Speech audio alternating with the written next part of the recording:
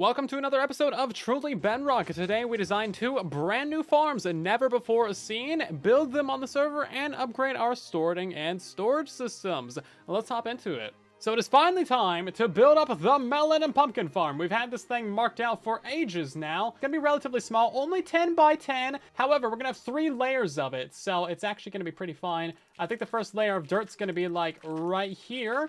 That way you can actually see in there, see all the melons, see all the pumpkins growing and stuff. But first, we need to design a new melon and pumpkin farm. So typically how you would do this is you would have yourself a checkerboard of your melons and your pumpkins in there, an observer to detect when these guys actually grow a crop, and then just a bunch of redstone and pistons above it, which is really simple and really easy. However, this design is not actually that compact. As you can see, each layer is a total of 4 blocks tall, but then to actually collect the items from this, it ends up being 6 levels tall because you need a hopper minecart running underneath this. And actually, this is a little bit worse because if you want to be able to turn off the system, you need another couple layers of redstone directly above it for this kind of like super weird on-off switch that somehow works.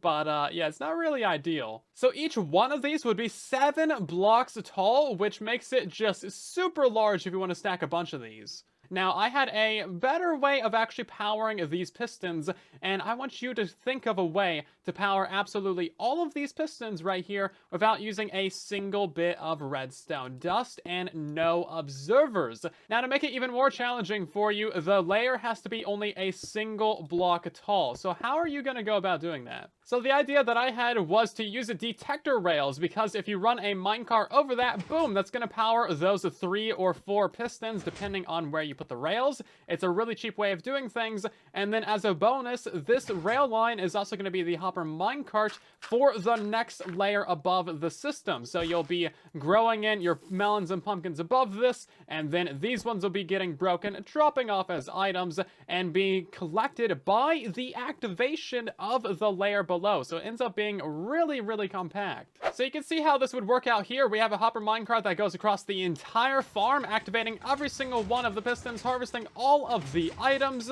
and then once it goes across the entirety of the build, it's going to hit a minecart unloader on the end, because remember, this is also picking up items from the layer above, so that hopper minecart's going to be full of stuff and drop them off into this chest. In order for this to work, you still need another layer of minecart and rail down below it to actually collect these items, of course, but that's not too bad. And also, the on-off switch for the system is really simple because you just don't send out your minecart. We could make this even more compact if we had the pistons on the bottom here, because then the hopper minecart would go around and collect the items and also power the farm above it, which would be pretty cool. However, melons and pumpkins just don't grow on the pistons. They only grow onto dirt blocks, so it just doesn't really work. Unfortunately, you gotta have the pistons above it. Now, checkerboards of plants isn't the only layout that you can do. I think there's another one from like a couple years ago that's allegedly faster. I think it might look something like this. I'm really pulling this from the depths of my brain. I can't find it anywhere on the internet. But I think if you plant them in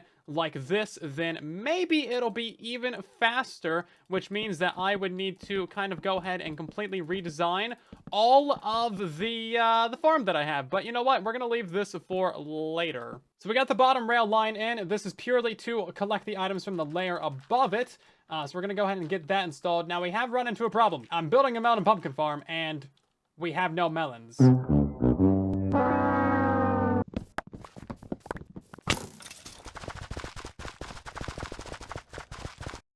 So that is our layer in place. So technically we didn't need to actually till all of this, but this will automatically stomp itself once all these plants actually grow up and the farm starts producing. But now we need to place in all the pistons above where the crops are gonna grow. And the easiest way to do that is just kind of like crawl in here, and then we just go across. So this is what one layer of the farm is gonna look like once it's actually put in place.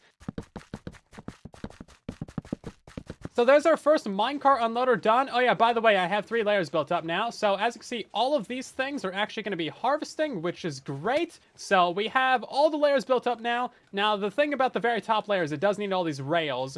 We're not going to be using a hopper minecart on this one, though, because you just don't need it, of course. And also, we need to install all the unloaders and get all of the auto droppers in place, because, of course, we need to get the items out of these minecarts and send them into this mess of water streams. I promise that's an actual map of where the water streams go. It doesn't look like it, but it is. Okay, so this entire build is now technically complete. I didn't realize how loud it would be, but man, is it kind of noisy. This might actually be a little bit more laggy than standard designs that have an observer on every plant, just because these, you know, go back and forth so often. But we could maybe set it up so there's a hopper clock that just launches the minecarts every minute or so. But either way, this does actually work. I've set up a hopper pipe to move all the items down, and as you can see, there's quite a few things, actually. It does actually produce items. So now we're going to set up an auto dropper down at the bottom, maybe an auto crafter even. Okay, fairly basic design. It really doesn't take too long to actually build up this thing. Now, I've figured out item distribution for it as well. Again, we want to have items going 2 directions. We have an item stream right here. This is going to be sending items to the actual base for storage or villager trading or auto crafting or whatever the case may be. And then we're going to have another water stream that goes this way, sending all the items to the compost tower to produce bone meal. Because I need another reason to use the compost tower besides 1,000,000 flowers an hour. Listen, that's just legitimately. So how are we going to split the items and choose which way they go? Well, we actually have a very basic system for that down here. We have a couple pistons, so when we flick this lever, the water stream just goes either to the base, or we flick the lever again, and the water stream goes to the not base. So if we go ahead and we put a block literally right there, you're going to see that all of these guys get shot out. We have so many melons and pumpkins. This thing has not been running for very long. But yeah, all of these guys are going to be going this way, going up the water stream. They end up right there. Love it. And now if we flick the lever, that's going to send them going the other direction, which is so cool. And of course, we're going to automate this as well. So when the storage at the base gets full or whatever, then we will actually, you know, change which place they get sent to, or we'll have like a lever for it or something. But yeah, check that out. That's pretty cool. So the tower is done. I did decide to redo the lower section of a hopper clock. So now we are activating all the minecarts at once. And I got about 4 stacks of items in that hopper clock, and that seems to be doing perfectly fine. So it launches these carts every now and again. It doesn't seem like you really get that many plants grown in between harvests, so that's kind of good. You don't want the entire thing to like get grown in and then harvest it, because you're wasting efficiency that way. Anyway, so we've decided to change up how we're doing the water stream. So all the items coming out this way are going to go to compost tower. But you'll notice that we have some item filters in here now, and these are for pumpkins. I realized that if you auto-craft pumpkins into seeds, you actually get twice as much bone meal from that. So obviously I threw in too many pumpkins there, but as you can see, some of them will get picked up, and then they're going to get auto-crafted straight into seeds, because 1 pumpkin, 4 seeds, literally twice as much bone meal from that. Pretty fun. And normally these items are going to be coming in 1 at a time anyway, from our little auto dropper. Now we have a little bit of an interesting brain tweezer to do over here. So we're going to have 2 side-by-side parallel water streams. Items are going to be coming from this direction and going this way, and they're going to be going along this stream until they hit the compost tower. And then bone meal output from the compost tower can also go this way as well, loop around, hit this fence gate, and then go this way. We're kind of limited by the gold farm here, but yeah, we're going to have 2 parallel water streams going opposite directions. How do you think we're going to do that? This is the viewer interactive part of the video. Figure it out for me, because I don't want to. So now we got the system figured out. We are sending all the items out, and all of the pumpkins are going straight into here as they should, perfectly fine. We technically only need 1 item filter there. We have 2 for redundancy. And now all of our items are running into this fence gate. They're going to be going along this direction. And then we have alternate water streams. So these ones push the items this direction. They go on up to the compost tower, as you can see over there. Love it. And then as soon as all those items get composted, as you can see, the bone meal comes up the water stream. There it goes! And then we're going to have a little separator. So this will send bone meal to the flower farm. Otherwise, bone meal comes this direction right here. And look at this! We have parallel water streams. Oh, that's actually so fun. Oh my god. That's so cool. Okay, and then all this bone meal is just going to be going off to storage in the main base. Yo, that's so fun. Look at all these seeds. So many seeds. Somehow I broke this wandering trader. He's just been standing here for like the last 10 minutes. He has not moved an inch besides like me nudging him. He can be moved. He just doesn't pathfind. He doesn't have any sheep. Or, yeah, he definitely doesn't have any sheep. He doesn't have any llamas. What you doing, buddy? Just staring at me. menacingly. Okay, I think the watering trader cursed this area. I built a bubble column and it like did not convert this concrete powder. Look at that. Can you see that? I think if I... No, yeah, see, it's right here. It's like right next to a bubble. There is water right there. There is bubbles. It like converted the lower concrete. Just not this one. What about that guy? It didn't convert that one either. What is this? This game. Bro, it's still here. It's been 20 minutes. What are you doing? You're supposed to like die or despawn or something by now. Something has happened at the base. What is this? It's a pile of... I gotta go up. I think there's some text. Sub to Plod! You ask somebody for bone blocks on the server, and suddenly, this is what you get. You know, you gotta be careful what you ask for in multiplayer, don't you? Jeez. This isn't even that many bone blocks, is it? Ridiculous. I guess you should go subscribe to Plod. Man, somebody lost all their bones over here. I think they need these. I don't know how they're gonna walk around without all the bones. I'll turn these into flowers or something. Don't worry. I'll put their bones to good use. Yeah, we got so much other junk going on that like this isn't even a problem. It's just like it's fine right there. I mean, we got chaos absolutely everywhere. There's a tree that's been there for months. It's fine. Don't worry about it, guys. It's all good. It's all good, man. Yeah, so now that the melon and pumpkin farm is completely built up and ready to go, we are going to install the honey and honeycomb farm right next to it. Now, luckily, we've been breeding up a billion bees over here, so we have all these guys. Now, I do want to get these bees out of their little nests because I want them to all be in the hives right now. The only real way to do that is to break the thing. Although I was thinking that maybe there's a second way. So I guess if we just like let them all out of there, then they might just come out, right? Is there anyone even inside of there? But like if we break the block, that's 1, that's 2, that's 3, and now I can just like break that, right? Oh no! Okay, well, yeah, so that was our original plan. I guess you can instant mine these things. So what we're gonna do is we're just going to make them all very angry right now. This thing does have fortune on it, so we'll just rip all these out and then leave! Okay, that was actually super chill. I expected like all of these guys to come out. Like all of these hives. Oh god, why are you still angry? Who's angry at me? I don't see a single person that's angry at me. Guys, he did so much damage to me. He actually did though. 5 hearts? Bro, what kind of bees are these? 6 hearts of damage? I must be allergic to bees or something. Like who almost dies to a single bee? Jeez. So we've moved all the bees over and we have this entire double chest. Oh man, feel that lag when I try and open that up. There must be a lot of MBT data in here. So I think each one of these has 3 bees in it, because none of these stack with each other. But we have this stack of 15, 11, and 2, and none of these ones stack together with each other. So I don't know what's up with these ones. So we've made ourselves a little cage over here. We're going to put them in there, mine them without silk touch, and then see what happens. And apparently nothing happens. Some of these are guaranteed going to be like empty, right? Surely some of these... Oh wait, now they stack together. Why do they stack together now? Interesting. So maybe these 13 are empty. So what's up with these 15 then? Oh, that one has honey on it. Oh, okay. Yeah, so I guess these ones have bees and honey in them. Okay, well, mystery solved. So if these ones are full of honey, that means that they have bees in them. So they probably have 3 bees each.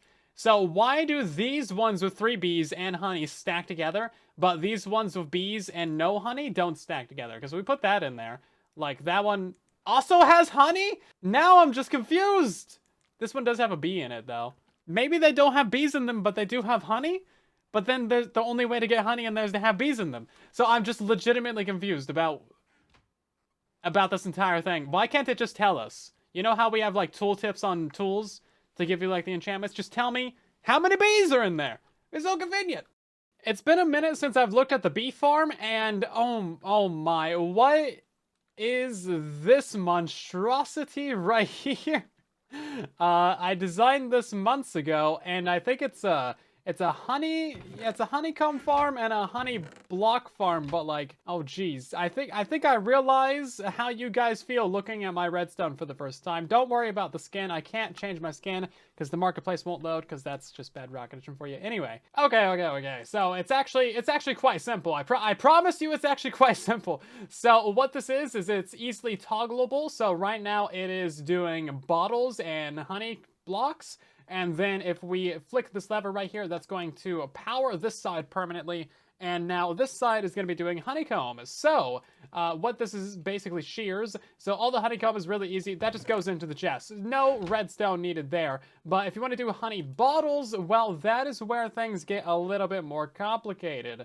So we are taking bottles out of here because sometimes it'll just shoot out a bottle. Sometimes it'll shoot out some honey bottles. So regular bottles will go down here and they will get filtered out, sit right back up. So we're recycling bottles out of the system, which is nice. Now the honey bottles actually get taken down and they get put into an auto crafter auto-magically. So the honey blocks will get crafted and the bottles will also just go into that chest too. It spits both of those things out. So, of course, the bottles get drained out. They go back and get recycled. So all of your honey blocks just end up right here. This means that you don't need stacks upon stacks of bottles. You can throw, like, a stack of bottles in the system, and it'll just run infinitely for you, stacking up, you know, hundreds or thousands of honey blocks. So, yeah, it's really just, like, an item filter right here, an auto crafter at that level, an item filter right here, and then that item filter also powers the item elevator, which is kind of cool. Now, I spent quite a few hours, like, coming up with this and compacting it, and that's just for the harvesting of the hives. You'll notice that we got like 6 of them going across here, but we're only harvesting this one, and that's because we're going to be using a piston feed tape. So you can make this farm actually any size that you want. I've just been sitting on this design for months. I don't know why I haven't made a video on it. Somebody yell at me to make a video in the comments. But yeah, if we go ahead and actually unpower this thing, then we should see it actually move around. And yeah, as you can see, boom. It just kind of moves around. So all of the beehives get pushed directly in front of your little cell over here. So this one is just harvesting all the honeycomb from the thing. And as you can see, it's working pretty well. This means that the redstone needed per beehive is absolutely minuscule. We also have these clever little slime block extenders right here, and this makes it so you can make these lines longer than 12 blocks. Pretty fun. So this is so much better than even my current bee farm that I have on the channel, because this one, as you can see, it has like all these redstone lines and all these hoppers and all these extra things. And if you want the comb to not like bounce out the back of the thing, you need all this water streams and stuff. Or if you're using an inferior design like this one right here, which I think is my design, then you'll have like all of this redstone per beehive, which is ridiculous. Or you'll end up with like a giant item filter at the back side of it or something. Yeah, so there's like 8 different ways of doing this, and all of them are horrible. Whereas with the piston feed tape method, you have one central bit of redstone over here. All the bees are pretty much free range, so you don't even need to divide them up. And the redstone is so simple. There's like basically no redstone on the entire build. So that's what we're gonna build on the server. So we need to custom build that farm in this area and make it smaller so that it actually fits in here. So we're gonna have ourselves like a custom little feed tape loop. I think it's gonna break the bounds of the box, but that's fine. So that's gonna push the items over. We're gonna go this way, or not the items over. It's gonna push the hives over, and then basically we're just gonna zigzag this thing. I forget what happens right here, but I assume we need another piston like this, and then another piston like this, and then we just keep on going until we can't no more. Yeah, I've never actually built this in survival or done the tutorial for it, so we are completely freehanding this to figure out how to do it. Okay, so the piston feed tape is installed now. It was actually way easier to build than I remember, especially on the smaller scales like this, because you don't need slimestone repeaters. And basically, it's going to push across and then go that way, and that way, and that way, and that way, and that way, and that way, and then that back to the beginning. So if we press this button right here, we can see that happen. There we go. Yeah, so we're just going to be pushing around all the beehives, harvesting them one at a time, and then it takes like 0 redstone per beehive. It's so cheap. So we've mostly thrown the farm together now. We are going to take all of the items out of this farm and send it straight into a tracer though. And that's going to be sending all the items back to the base. You guys know the deal on that front. So now that it's actually nighttime, we can start installing these beehives, and every single place that we have one of these blocks, we're just gonna have a beehive. And we're doing it this at nighttime because none of the bees are gonna escape if we do it this way. Hopefully. As there's a guy in my water stream, there's a creeper in my water stream. We're gonna put flowering azalea leaves above basically all of these, and that will act as the pollen source for the entire build. Bee, bee, bee, bee, bee, bee, bee, bee, bee. Bees! Okay, the entire thing should be good to go now. So if we go ahead and sleep, we'll have just like 1 billion bees hop on out of that thing. Hopefully. And, oh yeah, look at this, so many bees! Why are they angry? Who are they angry at? What did I do? I didn't do anything at all. Nothing happened. Literally nothing happened. What? Oh god, this is horrifying. I sealed this up, right? Why are they angry? Oh no, why are they angry? Are they just like residually angry? They seem to be incredibly angry at something. Oh my god. Okay, no, they're fine. They're fine. They're fine. So if we power this piston right here, that is going to push them around.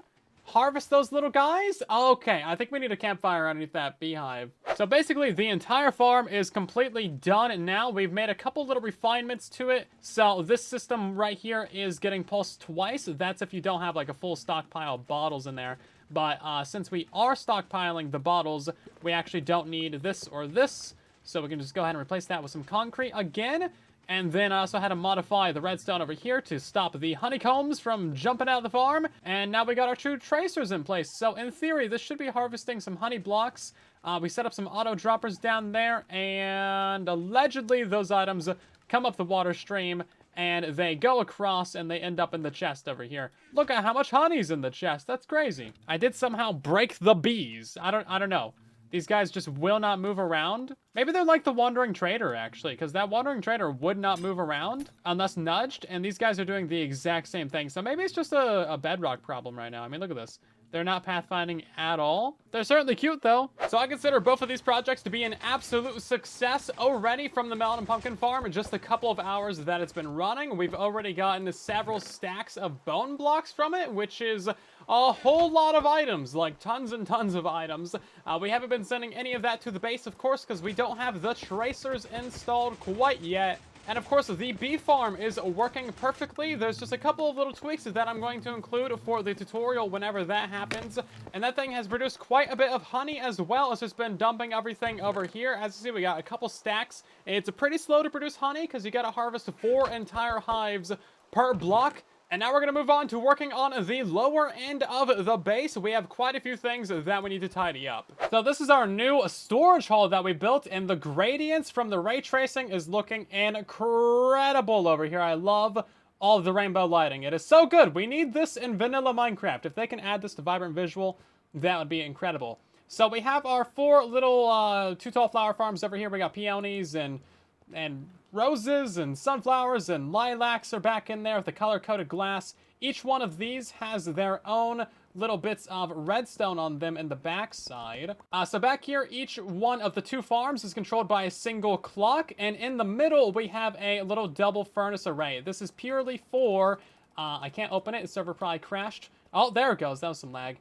Both of those are for pickles and cactus smelting. So all those items are going to be getting automatically shot down either via droppers, or we have auto crafters right here for the flowers. So all the items from these 6 different little dye farms are going to go straight down the middle in a little water stream that we have right here.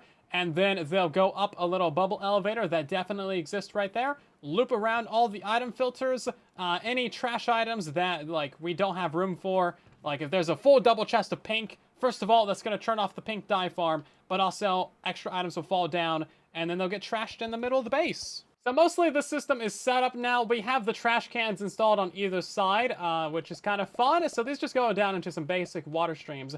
But we did something kind of fun in the middle over here. So these items come up through the middle now. You'll see them pop up. So all the items that we're going to be trashing in the entire base are going to fall down right in the middle. And then that's just kind of pushing them to the sides. And then they all fall in fire down there, however they do. And we also have another trash can right here that actually goes into that piece of lava right there. We're going to redirect that and send all of our rotten flesh from the cold farms right down the middle of the base, because I think that'll be kind of fun to see.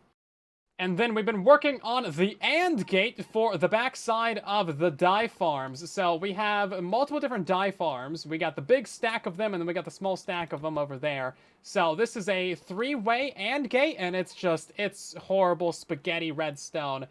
So these 2 right here are going to be for the auto-crafting dyes. We need to auto-craft cyan and purple. We have the secondary AND gate. This controls the small dye farm in the back. Now, when the 6 different dyes are completely filled up, then that's going to turn off that secondary AND gate and turn off our flower farms back there.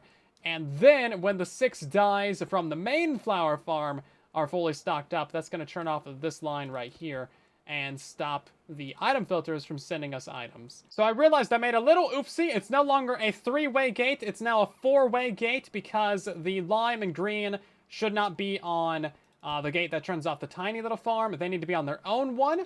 That way, when both of these torches are off, we're no longer sending our pickles and our cactus to be smelted.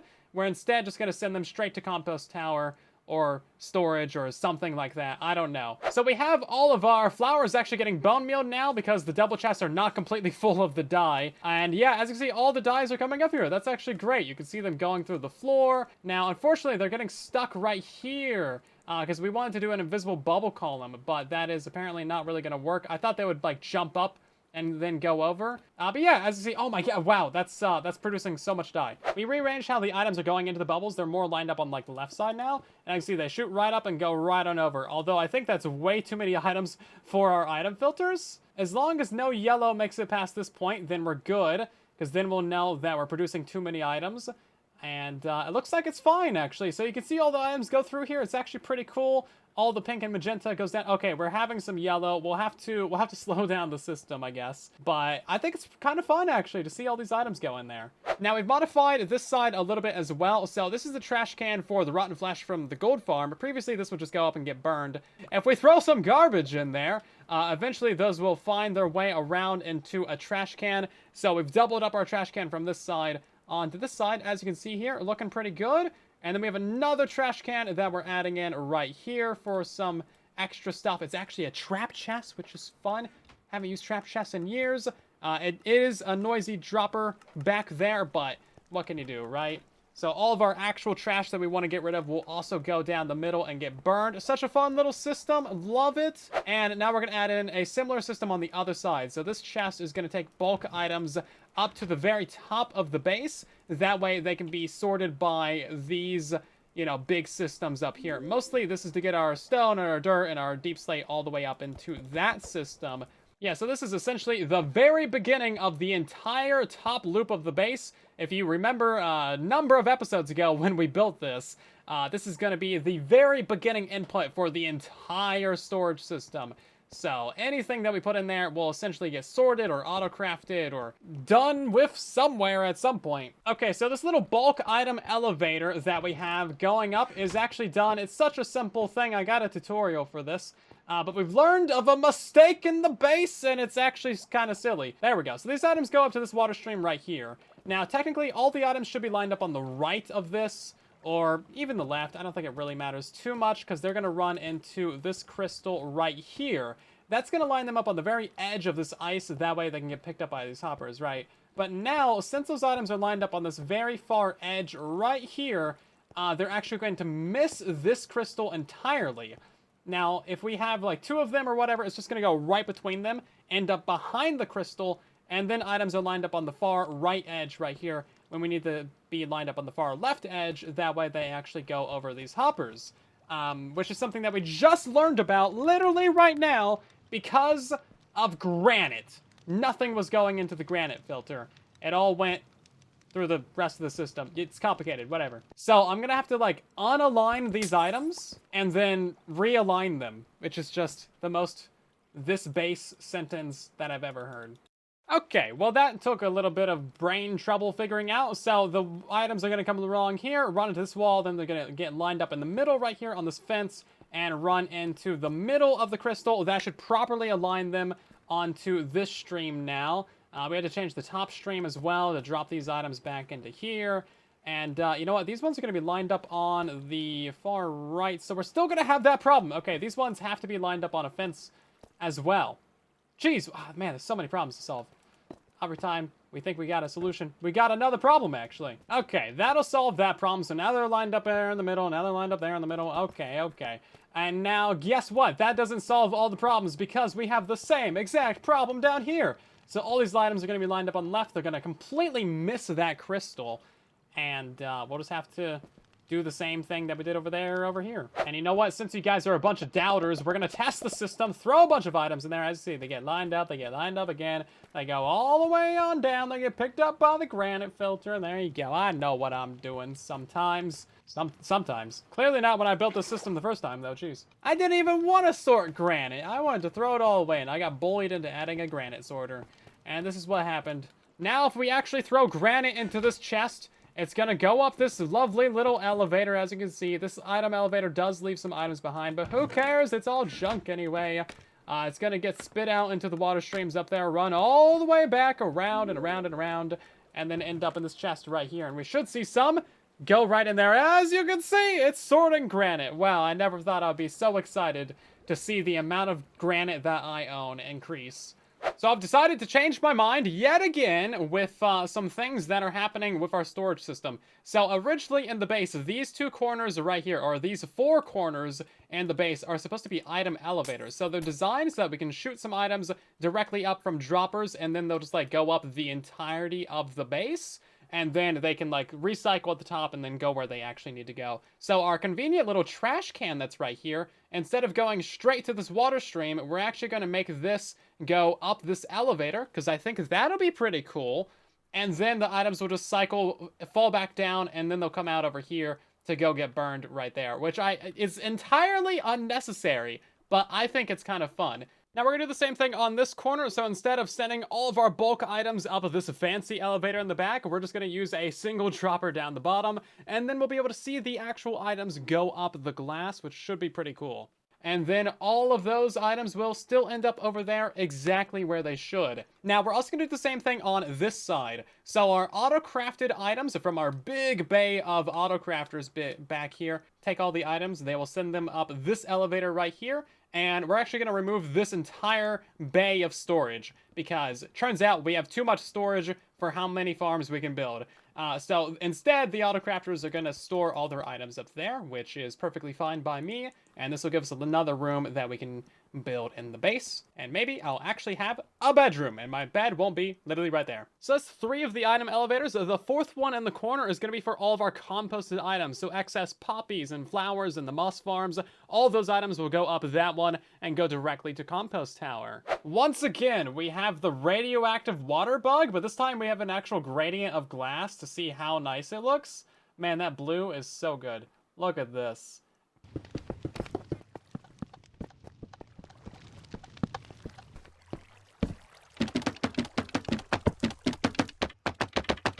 So we've fixed up the system. That way we have our bulk items go all the way up over here. Pretty similar to how it was before. But now our trash can is also going up over here as well. We have a whole bunch of rotten flesh in there right now. So it goes all the way up to the top of the base, loops back around, falls back down, and then just goes into the same water stream that we had before. So now it's popping up over here on the right side. Typically, all the rotten flesh from the gold farms will be going up this little bubble column right here and be visible, dropping out on the left side of this and then going down and getting burned. And then all of our nuggets from the gold farm smelter array also pop up over here and just go into our little chest. As you can see, it's looking fantastic. This area right here has also been completely cleaned out and replaced with a brand new room. So instead of that storage bay, all of those items go up to the bay that's up there.